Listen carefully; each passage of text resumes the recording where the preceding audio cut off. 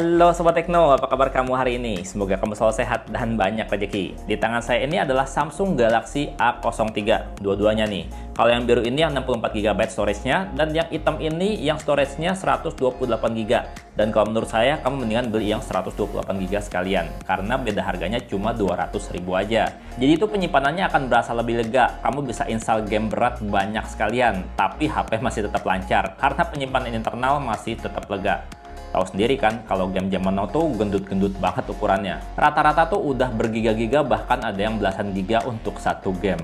Ya karena aplikasi tuh nggak bisa ya disimpan di memory card, jadi storage lega kayak gini tuh penting. Belum lagi kalau misalkan kita punya grup WhatsApp tuh yang aktif banyak banget, makin cepet penuh deh tuh penyimpanan internal HP. Jadi kalau pilih yang 128GB, kita nggak akan perlu sering-sering yang namanya hapus gambar dan video di WhatsApp. Samsung Galaxy A03 ini adalah HP bikinan Samsung di bawah harga 2 juta yang paling worth it menurut saya. Karena di harga segini, HP ini tuh punya performa yang kencang banget. Ya emang sih, masih pakai prosesor bukan Snapdragon, bukan MediaTek, tapi masih pakai Unisoc T606 yang masih 12 nanometer. Tapi ini performanya kencang. Buat penggunaan harian itu udah berasa nyaman, nggak pakai lelet. Padahal Galaxy A03 ini tuh nggak punya fitur yang namanya tuh nambah-nambahin RAM gitu, extended RAM atau virtual RAM dan sebagainya kayak HP-HP zaman now. Ini cuma 4GB RAM aja. Tapi beneran loh, kalau dipakai buat main games kelas Mobile Legends aja, ini udah aman lancar. Di grafis maksimal tinggi, dan di refresh rate tinggi juga. Bayangan juga aktif, enak banget buat push rank. Ya yang penting pastiin aja internetnya stabil dan kamu mainnya bener. Kalau dipakai buat main Free Fire juga udah asik banget. Udah bisa main dengan settingan grafis maksimal, aman lancar. Pakai grafis ultra dengan resolusi tinggi dan FPS juga tinggi. Nggak susah loh buat dapetin buya. Ini enak beneran buat main game. Kalau dipakai buat main game yang lebih berat kayak COD Mobile juga, ini udah bisa asik. Untuk grafis maksimal di medium dan di frame rate high. Tapi saya mainnya nggak maksain ya, jadinya saya main dengan settingan grafis low high aja. Dan kayak yang kamu lihat nih, udah aman lancar kan buat main. Ya walaupun kadang-kadang grafisnya tuh suka acak sendiri, tapi sebentar aja ya, tetap bener-bener asik, tetap nggak ganggu kita main. Udah enak banget lah pokoknya buat main, walaupun fitur gyroscope belum bisa. Nah ngomongin gyroscope, sensor di HP ini emang belum lengkap ya. Minimalis banget, nggak punya gyroscope sensor, jadinya nggak bisa virtual reality nih HP. Sensor magnetik juga nggak ada, jadi HP ini tuh nggak bisa nunjukin arah, nggak bisa fitur kompas. Untungnya, HP ini tuh masih punya sensor cahaya, jadinya kecerahan layar otomatis bisa bekerja dengan lancar tanpa kendala. Untung aja ya, Samsung Galaxy A03 ini tuh nggak kayak HP-HP Samsung murah lainnya yang pada sensor cahayanya hilang tapi digantiin sama kamera depan.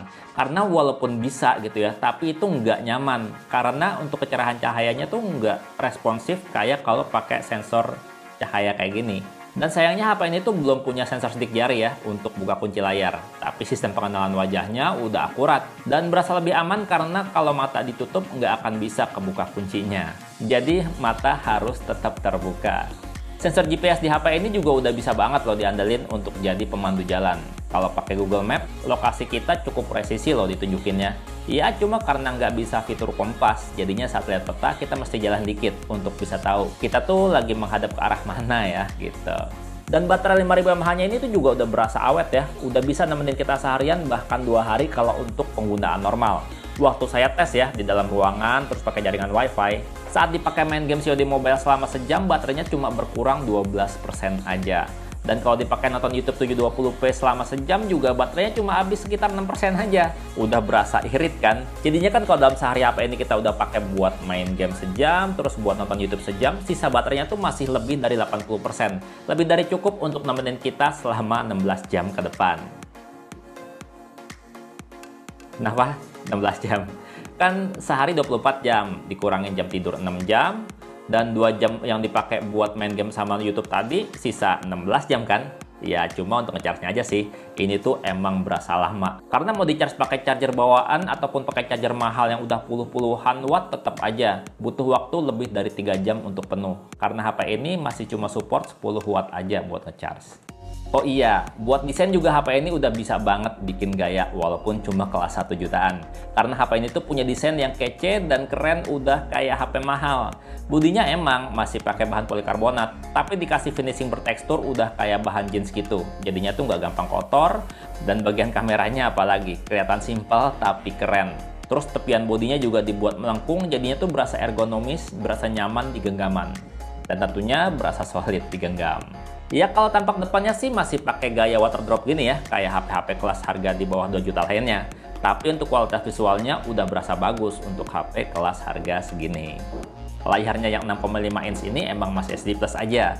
Tapi kualitas visualnya udah beneran cakep, dilihat dari berbagai sisi tetap jelas, dan dilihat di bawah cahaya matahari juga masih cukup nyaman untuk penggunaan.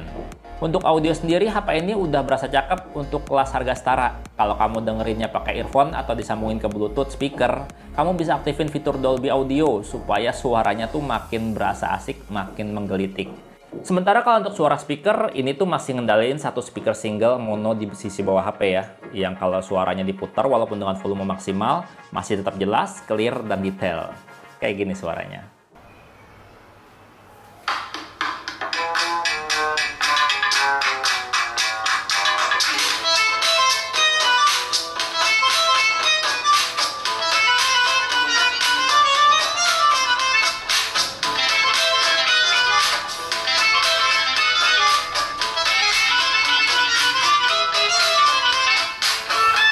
Ngomong-ngomong, HP ini udah nyediain slot kartu 3 laci yang bikin kita tuh bisa loh pakai micro SD dan dual SIM sekaligus. Ya cuma sayangnya, belum ada seal karet, belum punya pengaman untuk mencegah debu dan cairan masuk.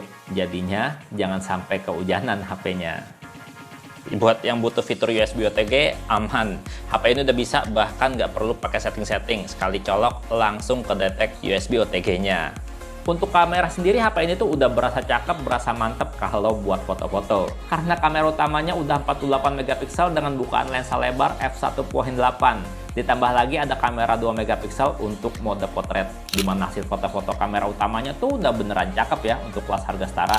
Detailnya tuh dapat banget dan jernih hasilnya. Tone warna foto juga udah bagus. Udah nggak perlu lagi lah diedit-edit kalau kita mau upload di sosial media.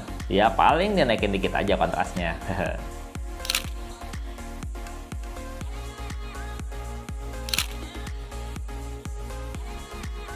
Kalau untuk foto-foto mode potret juga udah bagus dan rapi potongan blurnya. Hasil foto tuh jadi kelihatan lebih dramatis, lebih hidup gitu. Sementara kalau untuk foto mode malam, hasilnya kayak gini. Hasil fotonya udah bagus, udah nggak kayak film horor. Dan untuk noise udah berasa cukup minim. Untuk kelas harganya ya. Ya cuma sayangnya untuk kamera depannya HP ini tuh cuma ngasih 5 megapiksel aja dengan bukaan lensa f2.4. Untuk hasil foto-foto selfie-nya sih udah berasa cukup ya, tapi nggak bisa dibilang cakep. Karena untuk kamera selfie-nya ini nggak bisa aktifin fitur HDR. Jadinya kalau kita selfie membelakangi cahaya, hasilnya tuh berasa kayak HP jadul.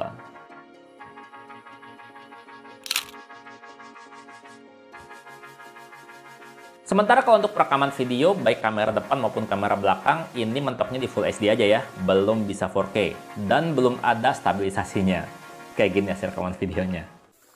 Gini nih, untuk rekaman video menggunakan kamera depan. Ini kita turun tangga dikit. Masih agak berguncang sih ya, karena emang untuk kamera depannya ini dia tuh belum ada stabilisasi. Dan untuk kualitasnya sendiri kamu bisa lihat ya, pada saat kita membelakangi cahaya kayak gini, atau kita sesuai cahaya datang kayak gini. Ini udah lumayan sih, untuk kelas harga di bawah 2 juta udah lumayan, walaupun belum ada stabilisasi. Nah gini nih, untuk hasil rekaman video menggunakan kamera belakang. Ini kita turun tangga ya. Turun tangga dikit doang tadi. Nah sekarang kita pakai buat jalan. Untuk kualitasnya kayak gini ya. Masih agak bergetar karena ini emang kayaknya ada stabilisasi tapi dikit doang ya. Dan kalau untuk untuk kualitas fokusnya sendiri gimana, kita cobain di sini. Untuk pindah fokusnya ya. Tuh, ini pohon ya dari jarak dekat. Sekarang kita pindah ke jauh. Tuh, untuk pindah fokusnya dia udah lumayan berasa seamless ya. Udah lumayan cepet tuh. Dan kalau mau lihat detail kayak gimana, ini detailnya udah cakep tuh. Bisa kelihatan kan detail fontnya kayak gimana. Cakep kalau buat detail. Gimana sob? Untuk harga nggak sampai 2 juta dapat HP merek Samsung dengan performa kencang kayak gini, terus punya kamera belakang foto-fotonya bening, pastinya udah bikin seneng dong. Saran saya sih belinya yang storage-nya gede ya. Kayak yang ini nih, yang udah 128 GB aja. Sekalian, biar bisa banyak nyimpen game. Ya udah ya, gitu aja. Buat yang udah punya atau yang mau tanya-tanya, boleh banget komentar. Bang Tanda pamit, sampai jumpa di video berikutnya. Bye-bye. 4128. 128 sayangnya yang warna hitam ya.